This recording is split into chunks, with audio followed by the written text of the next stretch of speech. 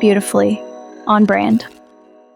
From shaping stories in tourism and PR to building one of the most complete WordPress platforms on the market, today's guest has seen the world of marketing from every angle. I'm Gautam Khurana, host of Beautifully on Brand and co-founder of Brandy and Seahawk Media. And today's episode is a special one because I first met Sandra Kurze at WordCamp Basel, and since then our teams at Seahawk have had the pleasure of working with GREYD, an incredible all-in-one WordPress suite empowering creators, agencies, and brands to scale their web presence with style and simplicity.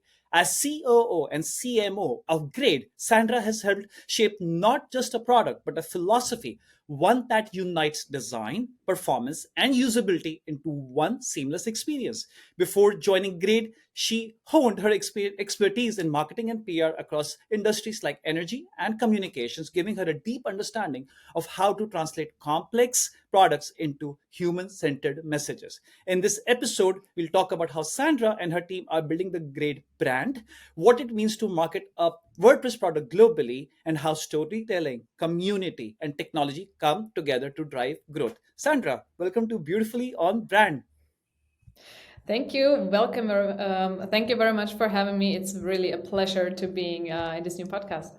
Thank you so much for accepting this invite, and I'm so glad to host you. But first of all, I want to ask you, where's the iconic yellow t shirt or yellow hoodie? You guys are known for the iconic yellow brand, okay?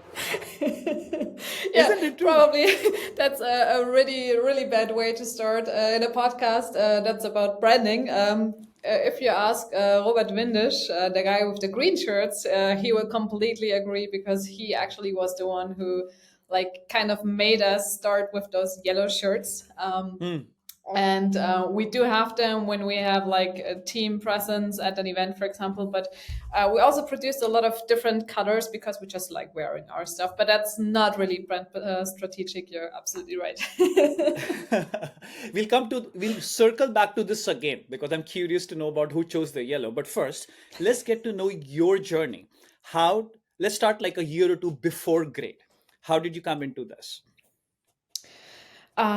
Yeah, like you said, I've probably seen marketing and branding from a very different perspectives. I started my professional career on the PR side of things. So I worked for a couple of PR agencies that were focusing on tourism and consumer goods. And after that, I joined a renewable energy startup in Munich. And that was a really interesting time because I learned a lot about branding there because we did not just build a brand from scratch. We actually built several brands and an entire brand family. We did several rebrandings. So there was a lot going on during that time, a lot of learnings, how you do things, how you shouldn't do things. And yeah, since I think 6.5 years now already, I am with GREYD. And here again, we have created the brand and GREYD itself as a company from scratch. And yeah, I think proud to say that today we can say we are a brand that is very well known in the WordPress community. You indeed are, by the way. And again, it comes back to that iconic yellow color. Your CEO, he's doing a podcast as well. I see you guys on LinkedIn, incredible blog, incredible content, incredible UI, UX on the website, needless to say. But tell me something. When did you personally realize that you are onto something big or GREYD is onto something really big? What was the pivotal moment, if you can come back to that? I think it was a couple of years ago when we switched. I mean, if you've known GREYD in the very early beginnings, you knew that GREYD was based or still incorporated an external page builder. I think when we shifted that to being fully core based, fully integrated into the plugin side, it to a whole new level of opportunities just open up for us and also for customers. So that was a major point. But honestly, the last year was the one that really made a difference for me and also for the team, because that was the part where we realized that more and more really enterprise users and large agencies were implementing GREYD to do things that we never thought at the beginning would be possible at the day. And today we have a completely different product. We have a brand which we didn't have when we started. So yeah, I'd say the last year was pivotal, definitely. You mentioned the word brand. This podcast is all about brands. So, how many iterations of the brand has been updated in the past 6 or 7 years? How many times have you updated the brand, colors wise, fonts wise, if you can remember? Is it countless? Is it Um, 2 times, 6 times? we, I think we probably need to decide or discuss what brand actually is, because you mentioned a couple of things there, like designs and key Hmm. messaging and those kind of things. We didn't have like major rebrands or something like that. Like I said, when we started, we didn't have a brand at all. So we just started with what we thought would be a good starting point, and we did iterations, but there wasn't like one big Hmm. design rebrand. It kind of evolved. Yes. But even more importantly, nowadays, what I think plays a major role in branding is people. So from my perspective, branding has become much more personal. It's not just about colors and fonts and design related branding elements anymore. It's really about the people. So when I look at GREYD, and if you ask me what the brand GREYD stands for, a major part of that is defined by the people representing it. The people, like I said, that you see on LinkedIn, that you see on stage, that you meet at a work camp, that you see in a podcast. The way those people talk and act and behave and what they do, that is a major part of the branding as well, from my point of view. Agreed. Agreed. And what is your day to day usually, if I may ask you? My day-to-day work, Yeah, yeah, yeah. that's I very, know you very may, good. I know you wear many hats because I've met you in person. We are on Slack. We're working together on a lot of projects, etc. So, like, but I would love to hear your day to day in a That's gist. quite interesting, because I actually have several roles, and as a CMO, COO, etc. And with that, also my day to day can be very different. So, for example, if you've asked me in the summer this year what my day to day looked like, there was a lot of traveling, also overseas traveling, so a lot of events going on. At the moment, it's a little bit quieter, so we do have the time to focus again on really our product and some strategic shifts that we're doing at the moment. So at the moment, there's a lot of like deep dive meetings, team workshops, but at the same time, you also have like the day-to-day marketing stuff that just has to happen, that just has to be coordinated. So it's always a mixture, and sometimes it's more of this, sometimes it's more of that. And Got that's it. what I like about it. There's not one day similar to the last one. And remind me the name of your podcast. I forget the name. It's always there on Great LinkedIn. conversations. Great conversation. Yeah. Very catchy name, of course. It's great, great. Pun So that's intended. pretty. That's pun intended. That's pretty cool, actually. And who's the one who's like working behind? Like I know the interviewer, of course, but who's the one working on getting the guests, doing the editing? Is it under your purview, or do you have a team? That's what I wanted to understand. Mostly it's me. So we decided on purpose to not have like one host, but really to have different team members in front of the camera, depending on who we are talking to and the topic we have to, and also use the strength that we have here, that we have very different people with different capabilities and different strengths, and use that.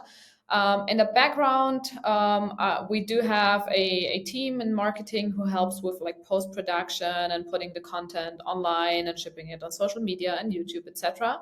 But the strategic part of what kind of topics do we want to have, what guests do we invite, that's mostly on my end. But of course, I'm also relying on the team to Of course. help and to get Of course. ideas. But you know what? I'm curious to know. You have a technical brand. It's not like anybody can understand in 1 second. Even evolved agencies. Even it took me also till the time I got into the dashboard and seriously. And listen, I can't code, but I understand WordPress really well. But till the time I actually downloaded it, installed it, went into the back end, whatever. So how are you keeping the brand friendly and approachable? Because it is a technical brand. It is a challenge for you. Would you agree? So what are you doing to do that? So actually, this is and has always been like the hardest part for us, Mm, and we are definitely not where we need to be, and we might never be there to like have someone who has never heard of GREYD just go to the website and understand within seconds or minutes what this is and who this is for and how it works. Because like I said, it's just a very comprehensive, complex technological product that you can use for a bunch of different use cases. But what we've done, especially in the last couple of weeks, and I can only recommend that to everyone who is working with tech brands, we invested a lot of time and thinking into like really deeply understanding who our target customers are, what their pains are, what their goals are, and not just like the company goals, but also like the personal goals of the different personas involved in being in contact or use GREYD. And from understanding that, deriving that to, okay, and what do we actually have to offer? What are our key capabilities? And describe that not in a way like we described it, because we're a German company and we're a tech company, and that combined leads to, if you look at our website at the moment, there's a lot of, okay, we have this great feature and when we have this great technological benefit, and it's all very feature driven. And what we've learned, especially in the last couple of months, that it needs to be much more user-centric. Use the words that your customers use when they describe what their pain are. Don't throw features at them and say them like, you can do this, this, and that, but show them how it can solve their pain in their language. So that's what we are working on. I hear you. You use the word German. It's funny. I met your teammates at Portland, Oregon as well. You were not in Portland, Oregon, right? I forget. Me not personally, but the team was Yeah, there. yeah, yeah. Jacob was there, and who Mark else was there. Yeah. Mark was there. Yeah, yeah. I met all of them. It was so funny. We were bringing up the subject. So the viewers of the show, please understand. Germany, German engineering, best automobiles, best WordPress technology. We were just chatting nonstop about it, even the after parties at WordCamps and stuff like that. I can And imagine. Yeah. I can vouch for GREYD if you're looking into like a high level multi-site network or something like that. That you have to check it out. It's revolutionary what these guys are doing. It's so snappy, and the website speaks for itself. I must say that. Okay. So I've seen all these conversations are always unscripted. Sandra, you've seen my other episodes also. I always keep things unscripted, but I'm telling you honestly, I really respect the brand, and hence you are here also, needless to say. And so I must say, German engineering. Again, I'll come back to that. So we used to be very good at that. So how does the role of WordPress community play into branding strategy? Let's talk about that for a second. Okay, has the WordPress community help you decide in certain ways to evolve the brand? Let me ask you that. Absolutely. That's indeed a very interesting topic, because when we started GREYD, we just founded it as a software company. I mean, it was WordPress based, but that could have been any other software. It just made sense for us. So it was WordPress based. But at that time, we didn't really know there was some community behind that. We didn't really think about a lot, like about how everything works and stuff. We just had we created a product that at the beginning we just developed for ourselves, and then we started realizing, okay, this might actually be something that others might also be interesting, like the typical startup story. But at a certain point, when it was about, okay, now we actually have to market that was the point that when we realized, okay, there is this whole WordPress community, and obviously we ask ourselves, okay, how are we going to fit into that? How are we going to use that, for example? And those of you who've already followed us back then know that we did a lot of mistakes. We didn't understand at all how the community worked. So we did everything in like the completely wrong way at the beginning.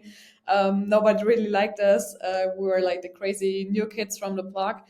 And then we really started to understand how this community works and how much you can benefit from that, and not just in terms of, you can create lead store, that's nice, but how you really can work with that community and also contribute to that community, and it will also automatically also become a huge benefit, because something that I have never experienced in any other industry before, where there were like so many people telling us that they were super interested in what we're doing and they wanted to help. They all offered their help. And at the beginning, we were always like, okay, but what do they want in exchange? Because that's just how we were used to being things working. And it was a completely new experience that there was this great community where people just worked together to create True. products and to further develop WordPress. And it took us some time to understand the value and to really get it.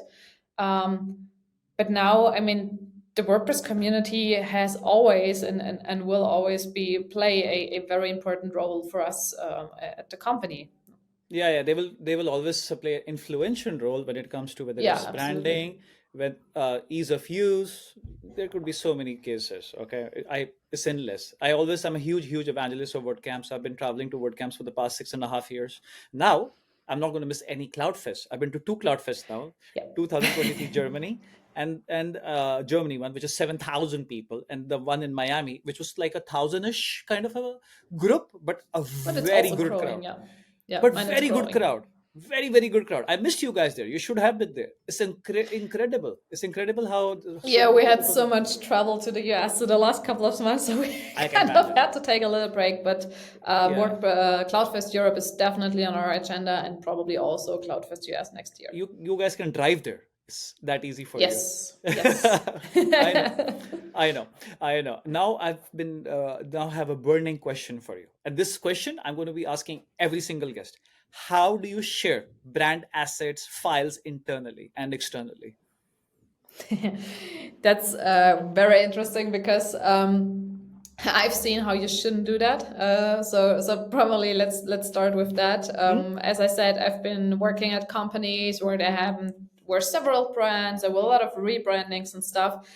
And what usually always happens is that marketing team is great on like doing all the changes they are responsible for and sending out emails to employees like, here we have a new design, please use that, don't use the old one, and that never works. So with the first rebrand, you will definitely come into situations where people are still wearing the wrong shirts, they will still use the wrong logos, and marketing team will sit there and like, hey, what did we do wrong? We told everybody, please, we have a new design, why don't they just implement it? And Yeah. that's what always happens. And I think internal communication is really, really important.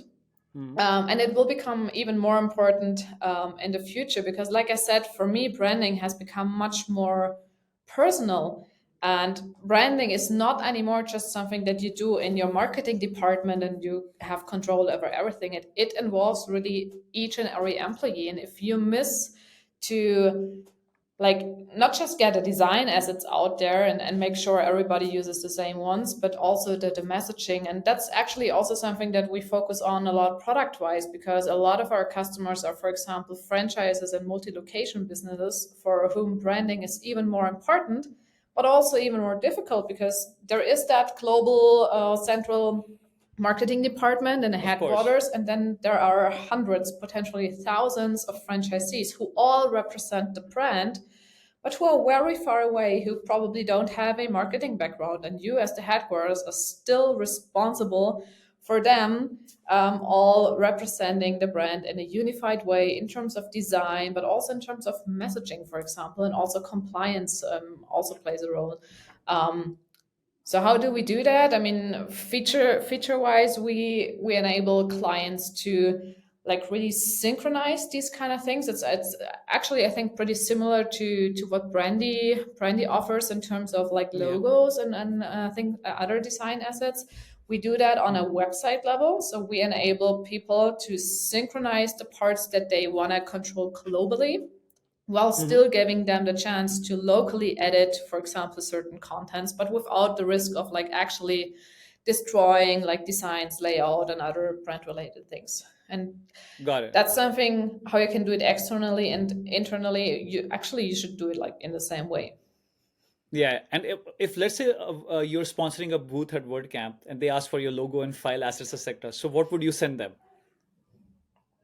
Grade There would send should them. be you should make sure there's a central place where everybody has access. Yeah, And you, as the marketing, are responsible for what assets lie in there. And yeah.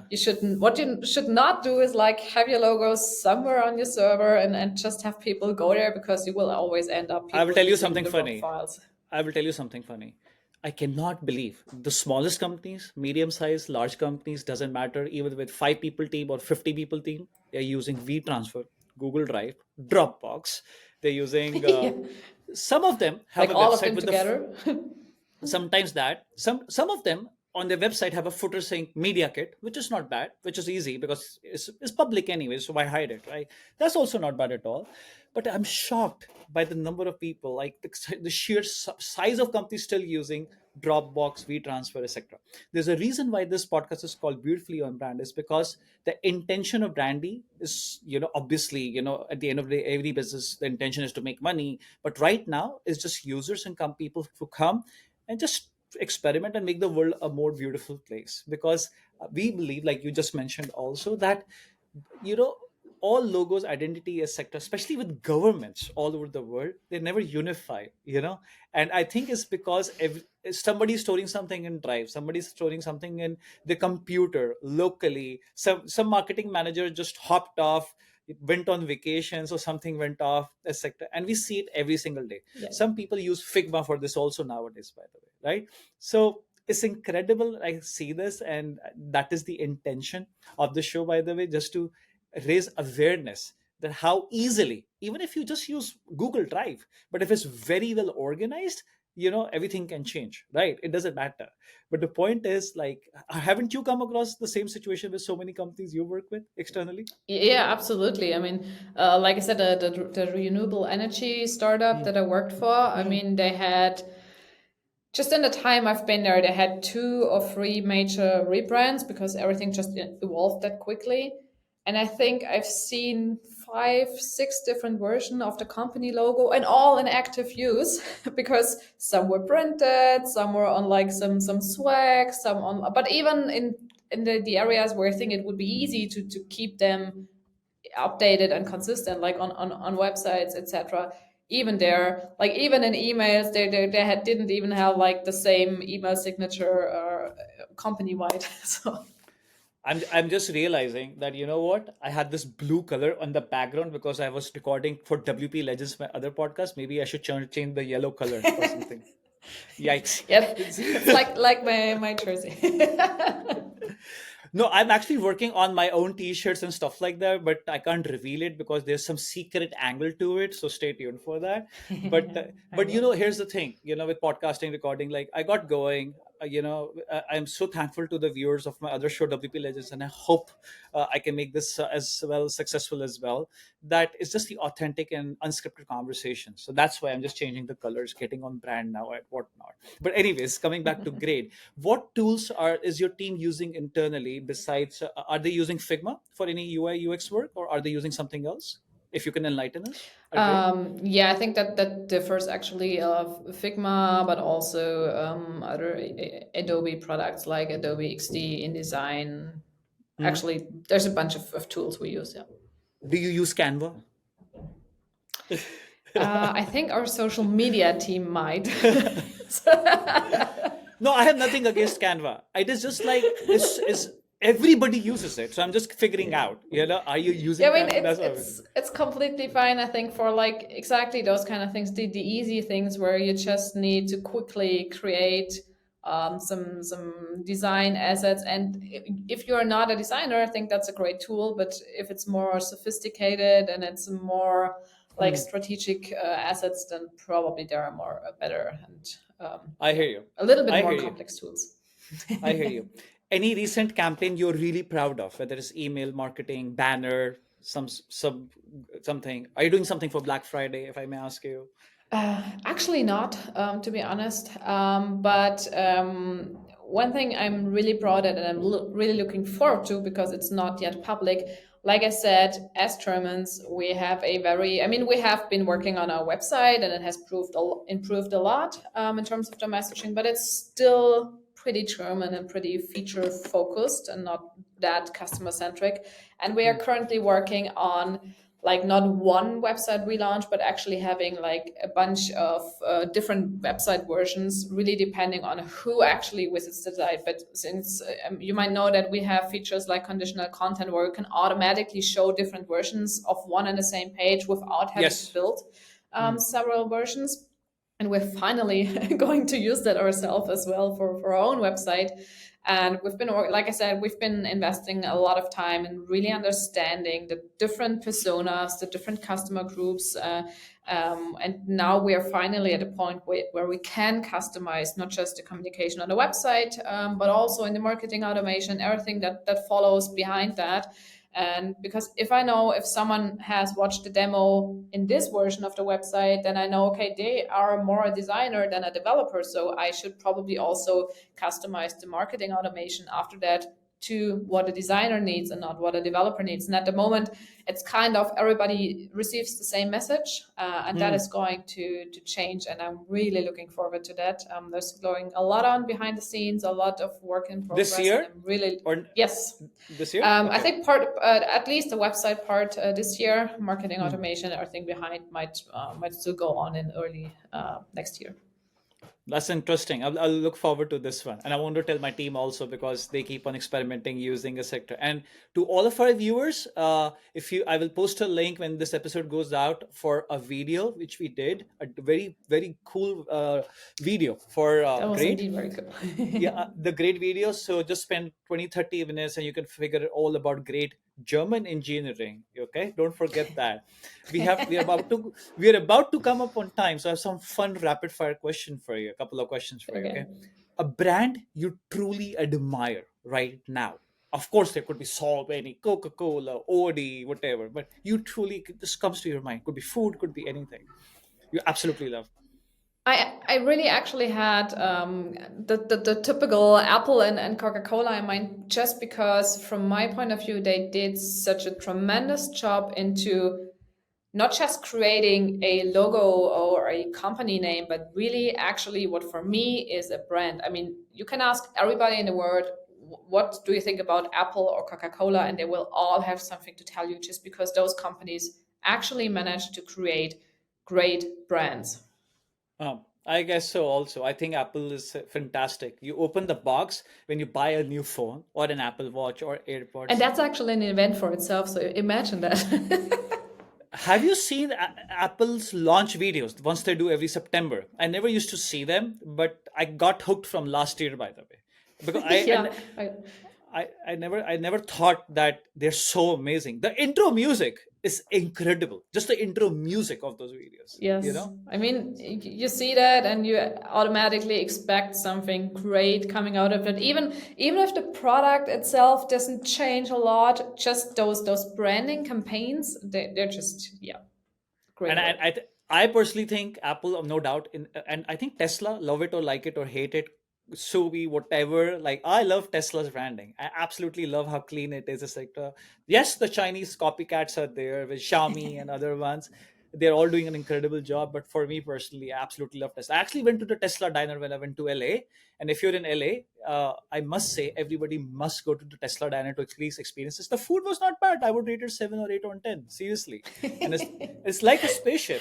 It's like a spaceship. You know, Elon Musk definitely knows what he's doing when it comes to branding. So that's what I would say. Absolutely, yeah. I'm not talking about anything else. I'm talking about when it comes to branding, he knows what he's doing. The team knows. But that's exactly what I mean. I mean, it doesn't matter if you like it or not. They did a tremendous job in creating a brand.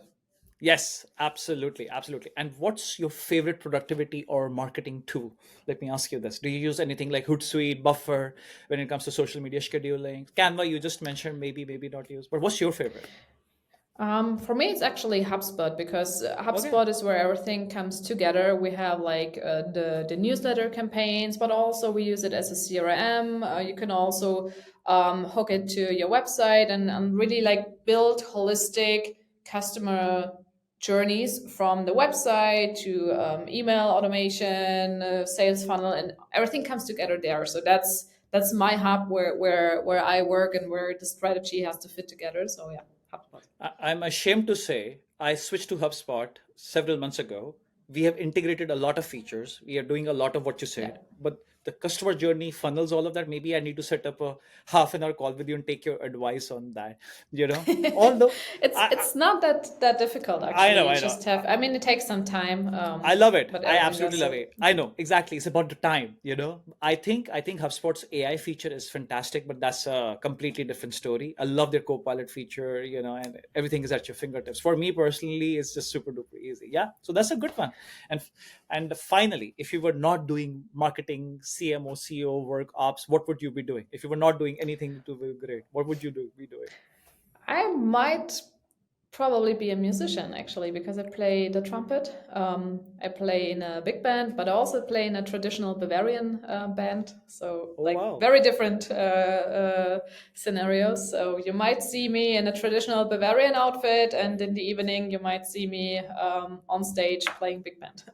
I love to hear that. Thank you. Thank you so much for being on my show. We have just come up on time, Sandra. It was great to It was host a you. pleasure. It was great to host you, and I hope to see you at a Cloudfest or WordCamp. I'm sure you'll be there because they're both in Europe. The next one's coming up. So I hope to Yes. see you over there. Thank you so much for being on my show. Have a great rest Thank you of so your day. much for having me and have a great day. Bye.